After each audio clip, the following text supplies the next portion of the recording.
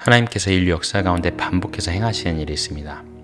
이 일은 시대와 문화를 막론하고 성경에서도 구약과 신약을 넘나들면서 저희가 쉽게 찾아볼 수 있고요. 사실 오늘날 우리 개인의 삶에서도 매일매일 일어나는 일입니다.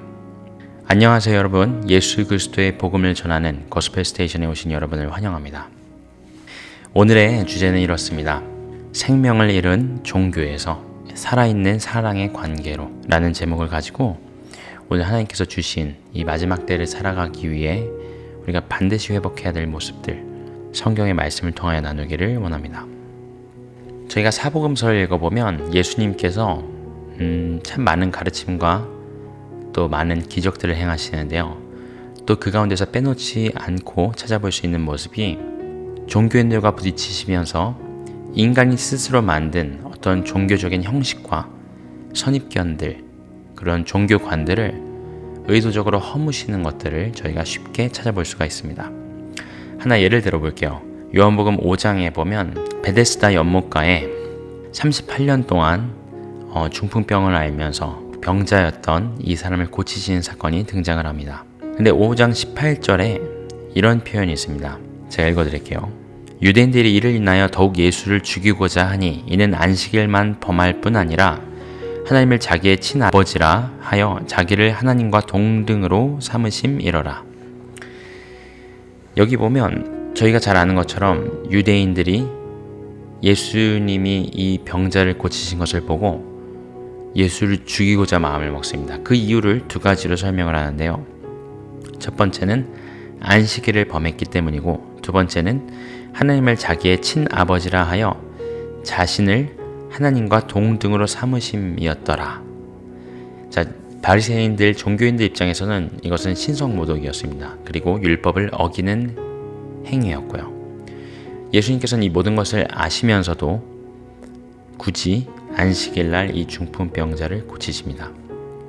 의도가 있겠죠? 예수님의 대답은 이렇습니다. 내 아버지께서 일하시니 나도 일한다 라고 대답을 하십니다.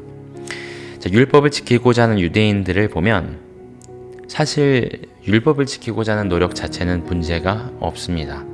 왜냐하면 율법은 완전한 것이고 율법을 어차피 지킬 수 없으니까, 율법주의에 빠질 수 있으니까 우리는 율법을 무시해도 된다는 것은 성경에서 가르치는 가르침이 아닙니다. 그런데 이들이 문자적으로, 어떻게 보면 바꿔 말하면요, 형식적으로 율법을 지키면서 가지고 있었던 착각이 있습니다.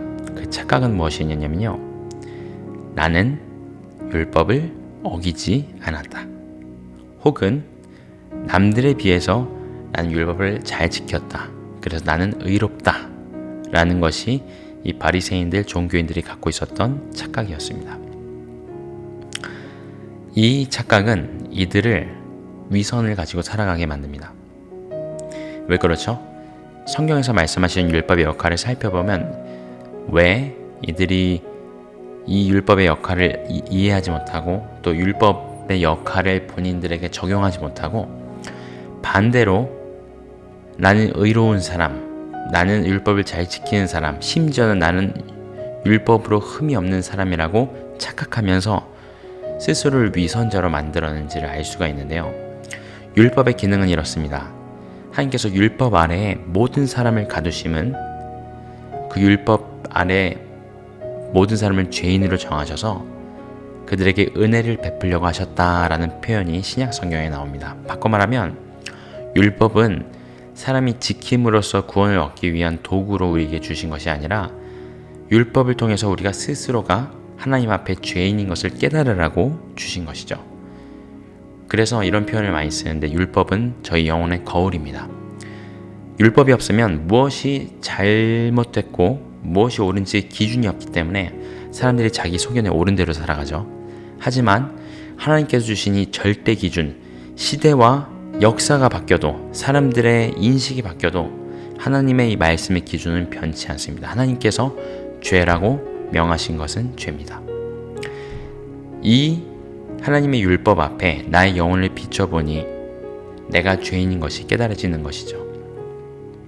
그런데 이 종교인들, 바리새인들, 율법학자들, 이들은 죄를 깨달으라고 주신 이 율법을 가지고 자신을 위선자로 만들었습니다. 저희가 방금 살펴본 것처럼 성경은 이 율법을 통해서 내 스스로의 죄를 깨달으라고 우리 영혼의 거울처럼 주신 것일진데, 종교인들, 이 바리새인들은 내가 스스로 의롭다, 다른 사람들에게 나의 의로움을 증명하는 도구로 율법을 썼다는 거예요. 어떻게 해요? 형식적으로 그 율법을 지켜내면서요. 위선은 거짓된 선, 가장된 선이란 뜻이 있습니다. 이들이 왜 율법을 지켰는지 그 동기를 살펴보면 조금 더 이것이 명확해집니다. 내가 율법을 잘 지킨다고 사람들에게 인정받음으로써 얻는 것들을 추구하게 만들었습니다. 뭐가 있을까요? 권력이 있죠. 그 당시 종교인들은 크다 큰 권력을 가진 사람들이었습니다. 또 무엇이 있죠? 탐욕이 있습니다. 이 탐욕은 여러 가지 것들을 포함하는데요. 일단 다른 사람들의 존경과 하나님께서 받으셔야 될 영광을 가로채는 탐욕이 있습니다. 사탄이 했던 일이죠. 하나님처럼 되고 싶었던 사탄이 스스로 교만하여져서 하였던 것처럼 이 율법을 가지고 우리가 스스로 죄를 깨달아야 할진데, 이 종교인들은 죄를 깨닫는 것이 아니라 내가 스스로 의롭다, 나를 스스로 의롭게 만드는 도구로 율법을 다 지키지 못하면서 다 지키는 척 위선을 떨었습니다. 그리고 또 어떻죠? 이것을 통해서 다른 사람들의 마음을 훔치고 존경을 훔치고 힘을 얻고, 그리고 자기들의 탐욕, 이게 이제 나중에는 아주 좀 저급한 형태로 드러나는 것들이 이제 성전에서 제사를 드리러 오는 사람들에게 그 제물은 절뚝거리니까, 그 제물은 흠이 있으니까 너가 그걸로 하나님께 제사 드릴 수 없다. 어떻게 보면 율법적으로 맞는 말 같으나 결국은 자기들이 준비한 제물들을 10배, 20배 말도 안 되는 가격으로 팔아넘기면서 부당한 이익을 취하고, 그리고 가난한 자들, 힘없는 자들, 과부들을 압제하고 그들로부터 착취하는 도구로 자기들의 그 자기의 종교성을 사용했던 것이죠. 이들에게는 이런 관점이 있었거든요. 가난한 자들은 하나님이 저주하신 자들이다. 가난한 자들은 자기들의 죄 때문에 저들은 가난하게 되었다라고 생각을 했습니다. 그래서 가난한 자들로부터 이것들을 착취하는 데 있어서 아무런 양심의 거리낌이 없었죠. 본인들은 하나님 앞에 의롭고 떳떳하니 하나님께서 이렇게 복 주신다라고 정당화하면서 부당하게 이익을 취했던 것입니다. 그리고 이 권력과 탐욕은 당연스럽게 불공정으로 이어졌습니다. 거짓 증거를 하고 그것을 통해서 아까 얘기했던 것처럼 약한 자들로부터 그들이 얼마 가지지 않은 것마저 약탈하고, 그리고 그들을 학대하는 종교인들의 모습이 그 당시의 모습이었습니다. 예수님께서는 38년 된 병자를 긍휼히 여기셨지만 바리새인들 눈에는 이 38년 동안 움직이지 못하고 베데스다 연못가에 누워 있었던 이 병자는 자기 죄 때문에 하나님께 저주를 받아서 저렇게 몸도 병들고 가난하고 아무도 거들떠보지 않는 저런 비참한 삶을 살고 있다고 판단하고 정죄하고 치부했던 것이죠. 그러니 자기들이 목숨을 걸고 지키는 것처럼 남들에게 보이기 원했던 위선이죠. 그 율법, 안식일을 그래서 몇 걸음 가지를 않고 수많은 장로들의 유전과 자기를 만든 율법들을 덧붙여서 이렇게 해야 하나님의 율법을 지키는 것이다 라고 자기들끼리 정해놓고, 그 안에는 하나님을 경외함도 없고 하나님을 알아감도 없고 하나님을 사랑함은 더더군다나 없었죠. 그 안에 생명이라고는 조금도 없었고 이 온갖 종교의 껍데기를 만들어 놓고 그 기준에 맞지 않자 하나님의 아들 메시아 그리스도 예수를 정죄합니다. 정죄할 뿐만 아니라 죽이려고 마음을 먹습니다. 이 죽이려고 마음을 먹을 때 이들의 마음에 얼마나 거룩한 분노, 흔히 얘기하는 의로운 분노가 가득했을까요? 저 나사렛 예수라는 자가 감히 하나님의 안식일을 어기고 참람하게 자기를 하나님과 동등되이 여겼다, 하나님을 아버지라 불렀다 라고 거룩한 분노를 내며 예수를 죽이려고 마음을 먹었던 것입니다. 이들의 숨은 동기와 위선과 죄악들을 예수님께서 드러내십니다. 여러분, 그래서 동기가 잘못된 율법으로 다가감, 저희가 말씀을 사모하고 말씀대로 살려고 노력하는 것은 너무너무 중요하고 귀한 것이지만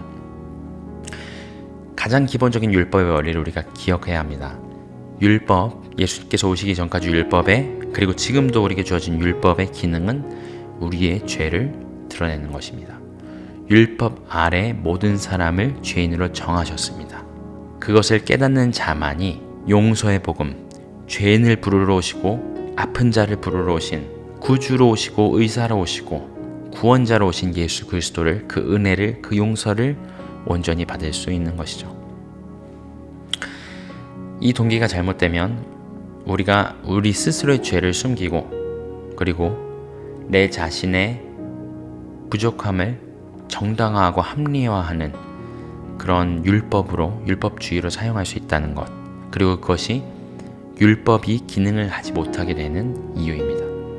말씀 한 구절 읽어드리겠습니다. 이사야 1장 15절에서 17절 말씀입니다. 너희가 손을 펼 때에 내가 눈을 가리우고 너희가 많이 기도할지라도 내가 듣지 아니하리니 이는 너희의 손에 피가 가득함이라. 너희는 스스로 깨끗게 하여 내 목전에서 너희의 악업을 버리고 악행을 그치고 선행을 배우며 공의를 구하며 학대받는 자를 도와주며 고아를 위하여 신원하며 과부를 위하여 변호하라 하셨느니라. 이스라엘이 아무리 기도해도요, 종교인들이 아무리 기도하고 하나님께 부르짖어도 하나님께서 응답하시지 않는 까닭이 있었습니다. 그것은 수많은 선지자들을 통해서, 그리고 저희가 방금 이사야 말씀을 통해서도 분명히 말씀하시듯이 그들의 손에 죄로 인한 피가 가득했기 때문입니다. 가난한 자들, 고아들, 과부들을 학대했고요. 그리고 저울을 속이는 부정을 저질렀습니다. 그것을 저지르기 위해 제가 아까 말씀드렸던 것처럼, 말씀에서 살펴봤던 것처럼 자기들의 종교적인 의의를 사용했습니다. 그리고 그 종교적인 의의는 본인들의 위선, 스스로를 속임으로, 왜냐하면 율법 앞에서 정직하게 반응한다면 스스로를 의롭다 할 사람이 한 명도 없을 텐데, 스스로를 속임으로 자기의 죄를 숨기고 자기의 의의를, 사람이 만든 의의를 정당화하는 도구로 율법을 왜곡해서 사용했던 것이죠. 이스라엘에 하나님의 뜻하셨던 공평과 정의가 완전히 실종됐습니다. 그러니 아무리 무수한 재물을 가지고 와서 하나님께 드린다 하여도 하나님께서 받지 않으셨고, 이렇게 한탄하셨죠. 너희들이 성전 마당만 밟고 간다 라고 한탄하시는 하나님의 모습을 볼 수 있습니다. 자, 그렇다면 이 요한복음 그리고 이사야 말씀에서 나타나는 이 종교인들의 모습, 이 죽어버린 종교의 껍데기를 가지고 있는 모습이 이들만의 모습일까요? 오늘날 교회의 모습은 어떨까요? 제가 지난 7월부터 한 2주 전까지 한국을 2달 반 동안 방문할 기회가 있었습니다. 가서 많은 건 하지 않았고요. 가족들에게 저희 부부의 양가, 친가, 외가, 그러니까 두 친가가 있겠죠. 저의 친가, 아내의 친가, 저의 외가, 아내의 외가, 모든 식구분들에게 복음을 전했습니다. 교회를 다니시든 다니시지 않든 상관없이 90세가 넘으신 할아버지부터 어린아이까지 있는 그들의 복음을 전했습니다. 죄의 경책함이 있고 그냥 귀에 듣기 좋은 복음이 아니라 예수 그리스도 밖에 있으면 영원한 죽음을 맞이할 수밖에 없는 그런 우리의 죄인됨을 분명히 선명하게 전할 수 있는 기회를 하나님께서 허락하셨습니다. 그런데 저희가 또 하나님께서 주신 마음이 있어서 이제 거리에서 토요일마다 전도를 했는데, 하면서 그 당시 이제 코로나 바이러스도 굉장히 심했었고요. 정말 거리에 설 때마다 느꼈던 분명한 그런 느껴지는 것이 있었습니다. 그것은 무엇이었냐면요, 사람들의 마음이, 사람들의 눈빛이, 사람들의 성정이 많이 변했다는 것입니다. 모든 사람이 다 그렇다는 건 아니지만 정말 사람들의 눈빛에 복음을, 예수 그리스도의 복음을 전하기 위해서 말하는 우리가 모두 죄인입니다라는 이 메시지 가운데 정말 네가 얼마나 의롭길래 그런 이야기를 하냐, 나는 그런 이야기를 듣고 싶지 않다라는 날카롭고 비판하고 정죄하는 듯한 눈빛을 많이 봤고요. 또 시국이 이런데 집단 이기주의처럼 종교적 이기주의처럼 어떻게 그렇게 너만 생각하고 거리에서 복음을 전할 수 있냐라는 그런 이야기들, 비판들을 사실 믿지 않는 사람들보다 믿는 사람들로부터 더 듣게 되는 일도 겪게 되었습니다. 다른 사람에게 피해를 주지 않는 거, 보이지 않는 이 바이러스를 전파하지 않는 거 중요합니다. 마스크를 끼는 것도 중요하고요. 사회적 안전거리를 유지하는 것도 중요합니다. 그런데 내가 그러한 것들은 다 지키면서 내 눈앞에서 율법이 없어 죄를 깨닫지 못하고 죄를 깨닫지 못해 예수 그리스도를 영접하지 못함으로 자기 죄에 죽어가는 저 영혼들을 보면서 나는 나이스하게 이 세상의 기준들을 어기지 않고 다른 사람들 기분 나쁘게 하지 않고 아주 교양 있게 이렇게 신앙생활하고 이렇게 살아가고 있으니 나는 의롭고 선한데 뭘 상식하게 뭘 지각하게 그런 모습으로 복음을 전하는 것은 잘못됐다고 이야기하는 것, 그게 위선이 아닐까요? 제가 죄를 이야기하는 것, 누군가가 크리스찬이 죄를 이야기하는 건 그 사람이 의로워서가 아닙니다.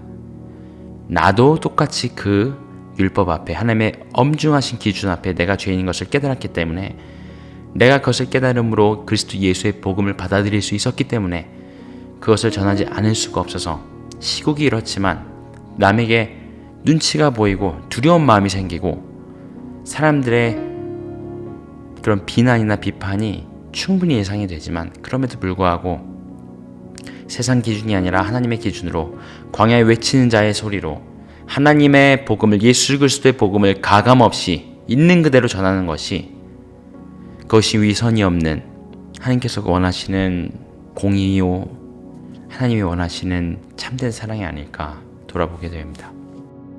교회가 사회의 지탄을 받고 있습니다. 저희가 아까 처음에 이야기를 나눴던 것처럼 하나님은 생명을 잃어버린 죽음의 껍데기들을 다 허무십니다. 인류 역사 가운데 끊임없이 반복됩니다.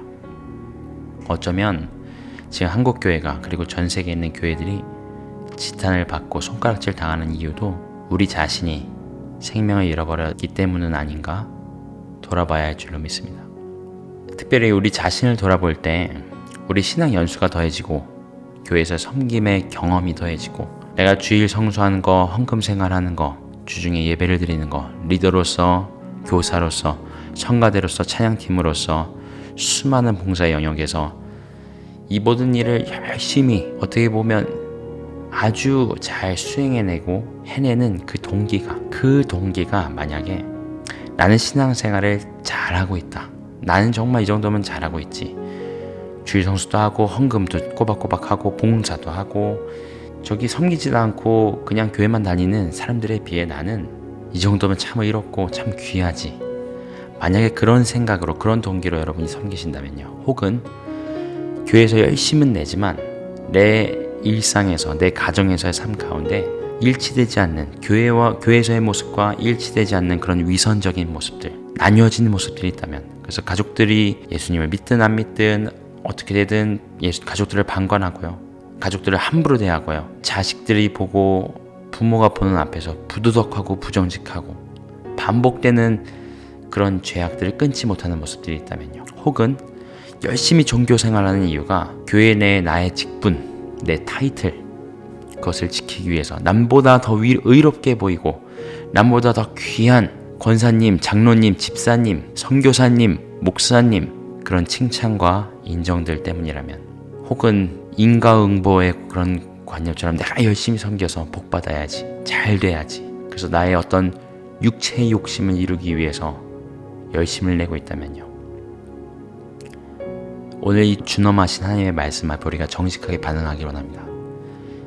생명을 잃어버린 교회가 사회의 손가락질을 받듯, 사실은 그거의 근본적인 모습은 우리 자신의 모습인 줄 믿습니다. 내 자신의 모습이요, 교회를 손가락질할 것이 아니라 몸된 교회인 내가 생명을 발산하면서 생명력 있게 그 사랑의 관계 가운데 살아가고 있는지, 혹은 생명을 잃어버린 죽은 종교의 껍데기만 덕지덕지 붙어서 이런 잘못된 동기와 생명력 없는 그런 종교의 모습으로 그렇게 살아가고 있지 않은지 여러분 기억해서, 이런 모습은 마치 율법을 바리새인들이 자기의 의를 위해서 위선으로 받아들이자 기능을 잃어버린 것처럼 이런 종교 생활, 이런 종교 형식들은 생명력이 없고요. 그 기능을 하지 못합니다. 그 기능을 하지 못함으로 이 잘못된 동기들 가운데 결국은 본인이 예수 그리스도를 믿는다고 하나, 나는 예수를 믿는다라고 고백을 하나,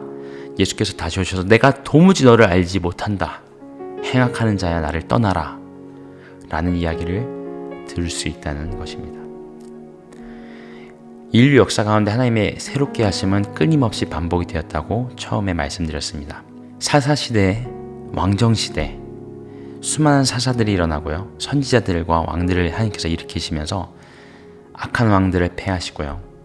자기 소견에 옳은 대로 행하다가 하나님께서 대적을 일으키셔서 그들을 채찍질하실 때 사사를 통해서 민족을 새롭게 하시고요. 왕들이 정신을 못 차릴 때 선지자들을 세우셔서 그들에게 하나님의 준엄한 경고의 메시지를 전하시는 그 하나님을 볼 수 있습니다. 이방인들의 역사 가운데도 그런 것들이 반복되죠. 종교개혁 때 면죄부를 팔고요. 하나님의 성전이라고 포장해서 십자군 전쟁을 일으키고요. 그 말도 안 되는 죽어버린 그 종교의 껍데기 가운데 하나님께서 종교개혁을 통해서 새롭게 하시지만 그 종교개혁은 끝이 아니었죠. 그 후에 수많은 교파와 교단이 나눠지면서 내가 옳다, 네가 그르다, 이런 수많은 사람이 만든 기준들, 그리고 그 안에서 처음에 생명력 있게 시작했으나 생명을 잃어가는 우리 기독교의 모습을 부인할 수가 없는 것입니다.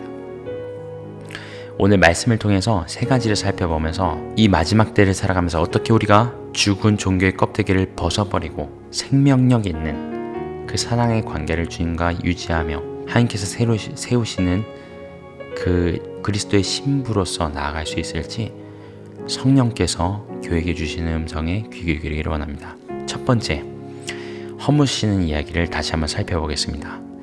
엘리 가문의 이야기입니다. 엘리 제사장은 이스라엘 실로에서 성소의 대제사장 직분을 가지고 BC 1107년경부터 BC 1067년까지 약 40년간 사사로 활동한 사람입니다. 이에게는 두 아들이 있었고 그들의 이름은 홈니와 비나스입니다. 엘리 제사장 본인에 관해서는 특정적인 성품이나 죄악에 관한 그런 어떤 구체적인 성경의 책망은 없습니다. 하지만 이 인물을 통해서 생명을 잃어버린 종교의 모습을 저희가 살펴볼 수가 있습니다. 사무엘상 3장 1절 말씀입니다. 제가 읽어드리겠습니다. 아이 사무엘이 엘리 앞에서 여호와를 섬길 때에는 여호와의 말씀이 희귀하여 이상이 흔히 보이지 않았더라. 사무엘은 한나가 낳은 아들입니다. 한나는 엘가나의 아내였고요. 자식을 못 낳아서 괴로워하다가 성전에서 기도하는데 그 모습을 보고 엘리 대제사장이 와서 왜 술 취해서 여기서 이러고 있느냐 라고 판단할 정도로 엘리는 영적으로 둔감했습니다. 한나는 개의치 않고 자기의 하나님 앞에서의 그 부르짖음을 엘리에게 나누고요. 엘리는 너의 그 간구를 하나님께서 들어주시길 원한다 라고 축복을 하자 한나는 이 잠들어 있는 영적으로 둔감한 종교 지도자의 말을 통해서도 하나님의 음성을 듣고 믿음으로 받습니다. 그리고 서원을 하죠.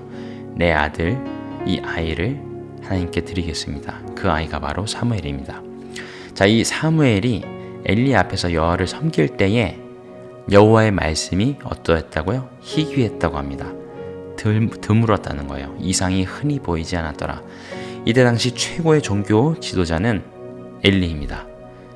만약 누군가가 하나님의 음성을 들어야 한다면 엘리라는 사람이 들어야겠죠. 하지만 그는 한나의 기도도 제대로 알아보지 못할 정도로 영적으로 둔감해져 있는 모습을 보이고 있습니다. 그리고 그 두 아들에 대해 성경에서 이렇게 이야기하는데요. 엘리 제사장의 아들들은 행실이 나빠 여호와를 알지 못하더라. 이것이 또 한 번 이 엘리 제사장과 그의 두 아들, 이 가문이 대표하는 생명을 잃어버린 종교의 껍데기를 칼로 잘라서 보는 단면처럼 볼 수 있는 장면입니다. 그들의 성경에서 뭐라고 표현하냐면요. 벨리알, 즉 사악한 아들들이라고 표현합니다. 이 사악한 아들들을 원어로 표현하면요. 사탄의 아들들이라고 표현을 할 수 있습니다.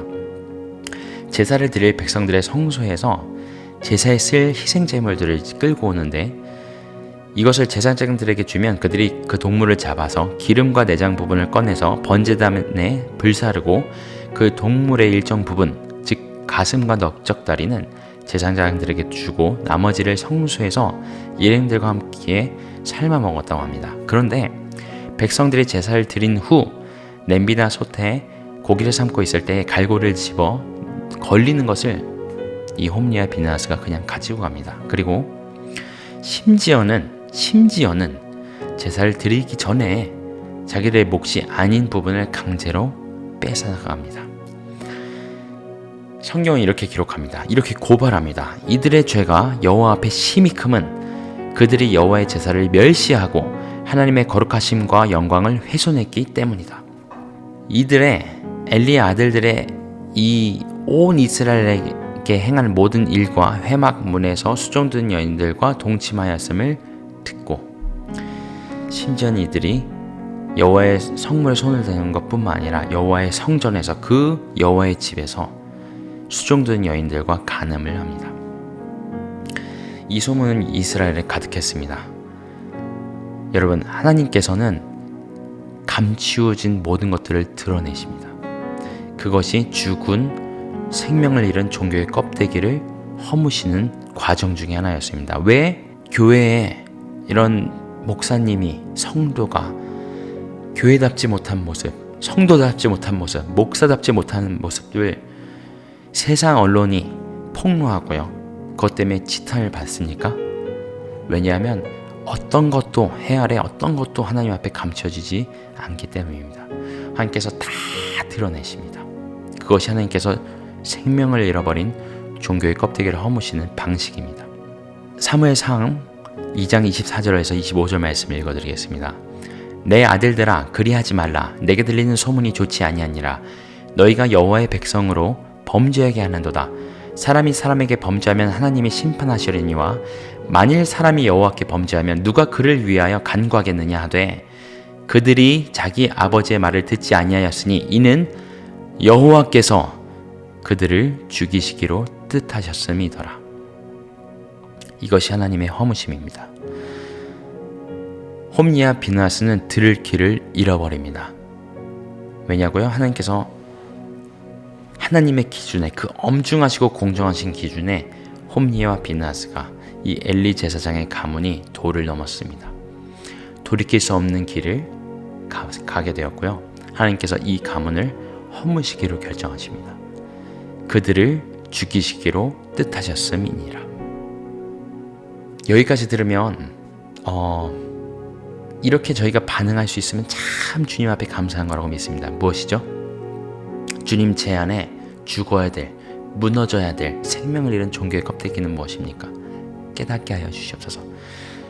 하나님께서 홈리와 비느하스처럼 엘리의 가문처럼 아예 돌아올 길을 주시지 않고 허무시기 전에 우리가 먼저 깨닫고 나의 죄악된 것, 숨은 죄악들, 이 죽어버린 종교의 껍데기들을 주님 앞에 정직하게 들고 나아가서 주님 허물어 주십시오.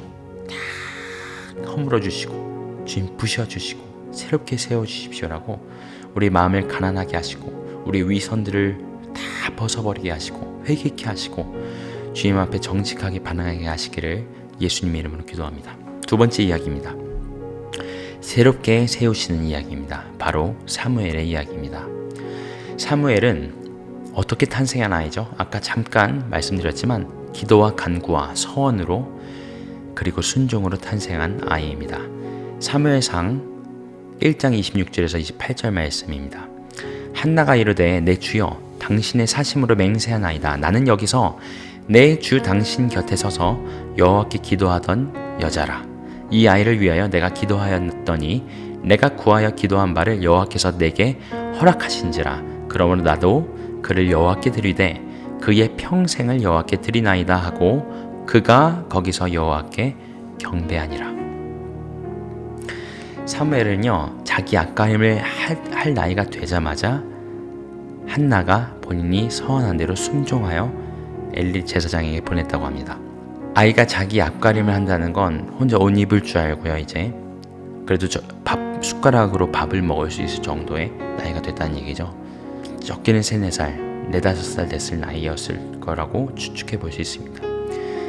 눈에 넣어도 아프지 않을 그 아이를 눈물의 기도와 간구와 서원과 그리고 마침내 순종함으로 한나가 여호와께 드리게 됩니다. 그렇게 탄생한 아이가 사무엘입니다. 여러분, 새로운 생명은 누군가의 깨어짐과 간구와 썩어짐 없이는 탄생할 수가 없습니다. 내가 그렇게 예수를 알게 된 것도 누군가의 썩어짐과 간구와 눈물이 있었기 때문이겠죠. 나도 누군가에게 새로운 생명이 태어나기 위해서 내 가정에게, 내 사랑하는 가족들에게, 친구들에게, 내 교회에서, 일터에서, 내가 살아가는 그 지역사회에서 기도로 눈물로 썩어져야 될 줄로 믿습니다. 그 가운데 하나님께서 새롭게 세우시는 생명이 돋아나고 탄생하게 됩니다. 사무엘상 2장 21절에서 보면 계속해서 자라나는 사무엘의 모습을 볼 수 있습니다.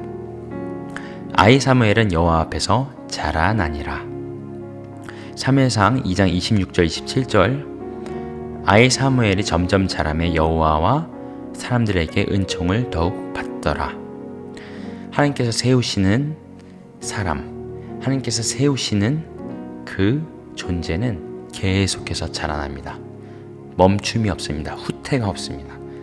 계속해서 자라나고 또 자라납니다. 멈춤이 없습니다. 그리고 하나님의 음성을 듣고 하나님의 일하심을 기다리는 사무엘의 모습을 볼 수 있습니다. 자, 하나님께서 새롭게 세우실 때, 생명을 세우실 때에는 하나님의 일하심을 기다리게 만드십니다. 자, 여호와의 말씀이 사무엘에게 임하는데요. 엘리 제사장 가문에 대한 심판에 대한 내용을 사무엘에게 알려주십니다. 이 음성을 들은 이후에도 적어도 10수년이라는 시간이, 적어도요, 어쩌면 20년이 넘는 시간이 아이 사무엘에게 주어집니다. 어린 나이에 홈리와 비느하스가 그런 만행을 저지르는 이야기를 듣고 하나님의 심판을 듣는데요. 그리고 본인이 사사로 온 이스라엘 가운데 설 때까지, 보통 유대민족은 30세가 돼야 어른으로서의 역할을 합니다. 랍비로서의 역할을 하든 선지자로서의 역할을 하든 보통은 일반적으로 30세라는 나이의 기준이 있습니다. 정확하게 사무엘이 몇 살 때에 사사로서 온 이스라엘 가운데 등장했는지 저희가 알 수는 없지만 그 긴 기간 동안에 성전에서 엘리 제사장 밑에서 살면서 그 만행을 다 보면서도 정죄하거나 판단하거나 말을 내지 않습니다. 왜죠? 왜 그렇죠? 두려워서요? 아니면 나한테 불이익이 올까봐? 그게 아니라 이미 하나님께서 작정하신 뜻을 알고 있었기 때문입니다. 원수 갚는 것은 하나님께 있으며, 사무엘이 홈리와 비느하스를 원수처럼 여겼을까요? 개인적으로 원수처럼 여기진 않았겠지만 하나님을 경외하는 자로서는 원수처럼 여겼을 것이 분명합니다. 하나님의 영광을 훼손하고요, 하나님의 제사를 멸시하고요, 하나님의 영광을 땅에 처박아버린 이 악행을 보면서 거룩한 분노가 일어났을 것입니다. 하지만 이 원수 갚는 것을 하나님께 맡깁니다. 하나님의 때에 하나님의 방법을 이루어질 것을 믿고 신뢰하면서 사무엘은 기다립니다. 기다리고요, 인내합니다. 하나님께서 일하실 것을 온전히 믿고 기다립니다. 그리고 마지막으로 하나님의 사람이 엘리에게 와서 그에게 이르되, 사실 이것은 하나님께서 엘리 제사장에게 어떤 하나님의 사람을 보내서 하신 이야기입니다. 읽어드리겠습니다. 내가 나를 위하여 충실한 제사장을 일으키리니 그 사람은 내 마음 내 뜻대로 행할 것이요라. 내가 그를 위하여 견고한 집을 세우리니 그가 나의 기름 부음을 받은 자 앞에서 영구히 행하리라. 하나님이 친히 준비하신다는 얘기입니다. 충실한 제사장, 이 마지막 사사인 사무엘을 하나님께서 계획하시면서 하나님께서 죽은 종교의 껍데기를 보시고 생명력을 잃은 그런 종교의 모습을 보실 때 이렇게 허무시면서 직접 계획을 하십니다. 직접 사람을 고르시고요, 성령께서 이 땅을 두루 감찰하시며 누가 하나님을 경외하는가, 누가 하나님의 마음을 가지고 자기의 마음을 찢는가를 보시고 그 사람을 고르시고요, 친히 준비하시고요, 기름 부으시고요, 친히 인도하십니다. 그래서 이 새롭게 세우시는 것은 사무엘이 대단해서도 아니고요, 한나의 기도가 대단해서도 아닙니다. 물론 이들의 간구와 눈물이 있지만요, 그것은 도구일 뿐입니다. 저희도 마찬가지예요. 내가 하나님 앞에 영광스럽게 쓰임받는다, 혹은 나를 통해서 누군가 세워졌다고 해서 자고할 것이 아니라 모두 다 하나님께서 계획하셨고 하나님이 긍휼하심을 기억하면서, 내가 죽은 종교의 모습이 아니라 하나님께서 세우시는 생명력 있는 그런 하나님의 사람이 될 수 있도록 소원하며 겸손히 순종하며 기다리며 자라나며 하나님의 일하심을 믿으며 나아가야 할 줄로 믿습니다. 오늘 메시지를 마무리하면서 마지막 포인트입니다. 오늘 주제가 이랬죠. 죽은 종교에서 살아있는 사랑의 관계로. 아까 제가 방금 말씀 읽어드렸던 곳에서 이런 표현이 나옵니다. 그 사람은 내 마음, 내 뜻대로 행할 것이라. 요한복음 14장 21절에 이런 말씀이 있습니다. 나의 계명을 지키는 자라야 나를 사랑하는 자니 나를 사랑하는 자는 내 아버지께 사랑을 받을 것이요 나도 그를 사랑하여 그에게 나를 나타내리라. 그분의 계명을 지키는 자, 하나님의 말씀을 그 유일한 기준으로 믿고 생명 걸고 그 말씀을 붙드는 자, 그분의 마음과 뜻대로 행하는 자들. 여기서 잠깐 아까 살펴봤던 율법주의자들, 위선으로 율법을 행하는 것과의 구분을 다시 한 번만 짓기 원합니다. 여기서 하나님께서 분명히 말씀하십니다. 내 마음, 내 뜻대로 행하는 자라고요. 하나님의 마음은 환난 날에 고아와 과부를 돌보는 거라고, 너희의 피 묻은 손을 깨끗이 씻는 거라고 계속해서 말씀하십니다. 하지만 그들은 자기들의 피 묻은 손을 정당화하는 데 율법을 썼다는 것입니다. 겉으로 보기에는 율법에 열심을 내는 것 같으나 그 마음의 동기가 잘못되었고 자기들의 죄를 하나님 앞에 드러냄을 당하고 회개하는 도구로서 하나님의 말씀을 대하는 것이 아니라 나의 의를 세우고 나의 죄를 정당화하는 데 세운다면 그것은 하나님께서 미워하시는 일이고 이 바리새인들 종교인들의 모습과 하나도 다를 바가 없으며 그 안에는 아무런 생명이 없다는 것입니다. 하지만 하나님의 마음을 아는 자, 하나님의 뜻대로 행하게 됩니다. 이것은 율법주의가 아닙니다. 율법으로 말미암아 얻는 의는 더더군다나 아닙니다. 하나님의 뜻대로 행하는 자들은 하나님의 말씀 앞에 내가 얼마나 부족한지, 얼마나 그 뜻을 행할 능력이 없는지를 겸손하게 고백하는 자들입니다. 하지만 이렇게 살려고 몸부림을 치면서 내가 예수 그리스도의 그 십자가, 그 은혜, 그 구속함이 없다면 0.00001%의 소망도 없습니다라고 그렇게 고백하며 내가 철저히 죄인입니다라고 고백하며, 하지만 거기서 멈추지 않고요, 내 그런 육체의 욕심들, 숨은 죄악들을 다 예수의 보혈로 씻어 그 보혈의 능력으로 죄와 싸워 이기기 시작하고요, 나의 연약함을 그리스도 안에서 자랑하는 자들이고요, 이 세상에 물들지 않는 자들이고요, 이미 내 자신의 생명과 내 인생이 내 것이 아님을 알기에 죽음도 두려워하지 않고 예수 그리스도의 순결한 신부로 나가는 자들, 이들 가운데 진정한 생명이 있고 진정한 살아있는 사랑의 관계가 있는 줄로 믿습니다. 내가 얼마나 용서받았는가 더 많이 깨달을수록 그분을 더 사랑하게 됩니다. 성경에서도 말씀하시죠. 더 많이 죄사함을 받은 자가 더 많이 나를 사랑한다고 예수님께서 친히 말씀하십니다. 어떻게 그렇게 살 수 있을까요? 우리의 신앙의 연수가 더해갈수록, 성경의 지식이 더 익숙해져 가고 복음이 더 익숙해져 갈수록 어떻게 더 그분을 사랑할 수 있을까요? 내가 정직하게 그분의 말씀 앞에, 율법 앞에 나의 죄인됨을 깨닫고 회개할 때입니다. 내가 더 많이 내 죄를 깨달을 때 내가 얼마나 더 용서받았는지를 깨달아서 더 사랑하게 되는 것입니다.